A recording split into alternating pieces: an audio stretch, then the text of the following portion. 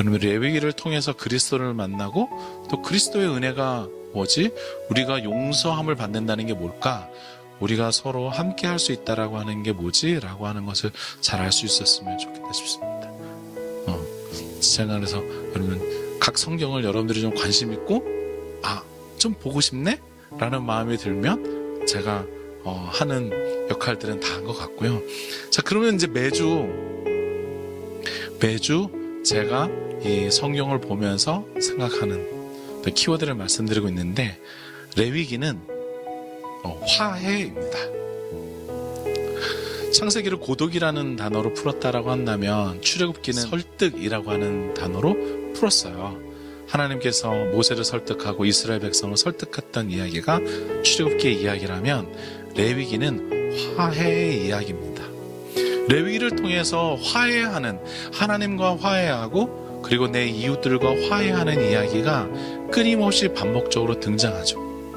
그래서 레위기는 그냥 단순한 제사 제도가 아니라 그 핵심에는 관계를 회복시키는 것에 대한 이야기가 등장하는 거예요. 많은 사람들이 관계를 회복하는 것, 서로 화해하는 것, 이것을 굉장히 가볍게 여기는 경향이 있습니다. 그러나 성경은 한 번도 관계가 깨어지는 것을 좋다라고 여긴 적이 없고, 관계는 언제나 함께여야 하고 관계를 회복하는 것에 대한 끊임없는 요청을 하고 있습니다. 특별히 그래서 레위기는 속죄제와 속건제 이런 내용들을 보면 화해에 필요한 두 가지 요소를 이야기를 해요. 무슨 이야기냐면 가해자의 책임, 즉 배상의 문제를 어떻게 해야 되느냐라고 하는 것과 피해자의 용서, 어떻게 속죄함을 받는 것이지 라고 하는 이 두 가지가 강조되고 있습니다. 가해자라고 한다면 책임을 져야 해요. 성경에서 책임을 회피하도록 만들지 않았습니다. 레위기 5장에서 6장에 보면 속건제라고 하는 게 등장하는데요. 이 속건제를 가만히 들여다보면 가해자가 언제나 피해자를 향해서 더 많은 손해배상을 해야 하고, 그러면서 피해자가 상처가 회복할 수 있도록 어떻게 도와야 되는지 강조하고 있습니다. 마찬가지로 피해자는 가해자가 나름대로의 납득될 만한 책임을 진다라고 했을 때는 용서해야 하는 부분도 등장하죠. 단순히 영원토록 그를 미워하는 것이 성경의 방식이 아닙니다.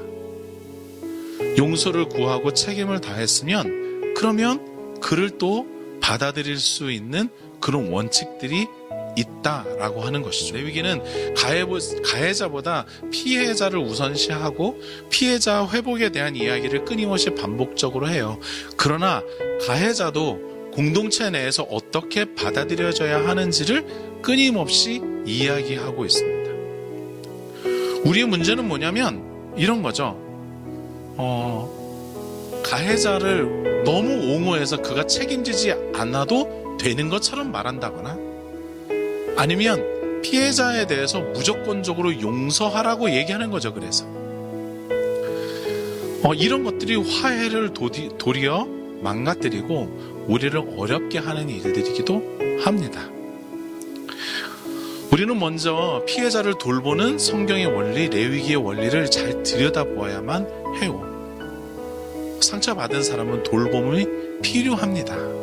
그를 어떻게 돌봐야 하는지, 어떻게 그들의 이야기를 들어야 하는지, 어떻게 그들을 회복시킬 수 있는지에 대한 것들을 공동체가 함께 고민해야 됩니다.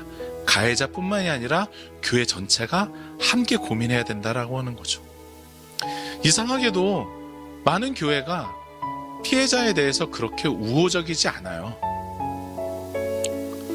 의외로 밀어내거나 소외시키려는 경향도 많죠.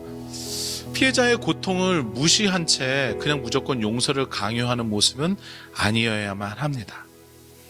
공동체가 함께 나서서 일단은 피해자가 회복할 수 있는 길들을 열고, 그리고 그 가운데 이제 가해자에게는 적절한 책임을 공동체가 물어야 해요.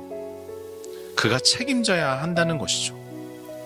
하나님의 공의는 그렇게 흘러가는 겁니다. 하나님의 정의와 사랑은 양쪽에 있는 피해자와 가해자에게 동일하게 그렇게 적용되는 거예요.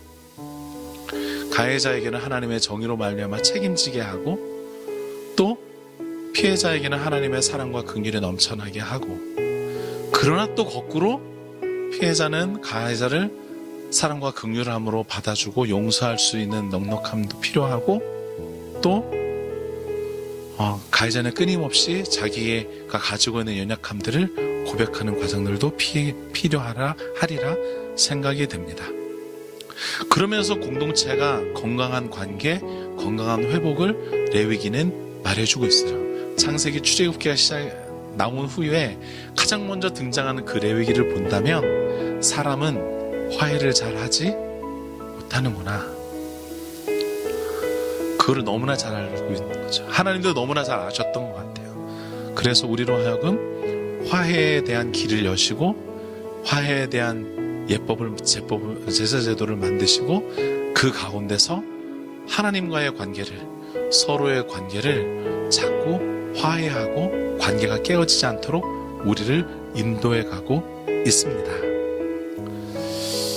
이야기를 마치려고 합니다. 여러분, 레위기는 단순히 제사를 어떻게 드려야 하느냐, 어떻게 살아야만 하느냐라고 하는 책을 넘어서서 우리 가운데 있는 다양한 관계의 깨어짐 가운데 어떻게 서로에게 용서를 구하고 어떻게 서로를 다시 또 받아줄 수 있을까라고 하는 원칙들을 가지고 있는 책입니다. 그래서 교회가 화해를 말하고 교회가 정의를 말할 때에는 레위기의 이야기를 들을 줄 알아야만 합니다.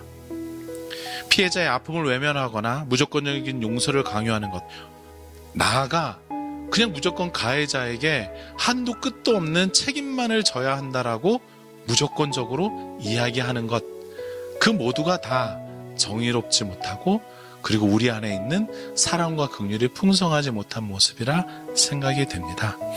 여러분, 레위기를 통해서 저와 여러분들의 삶이 화해가 가득한 삶이 되기를 간절히 바랍니다. 함께 잠시 기도하겠습니다.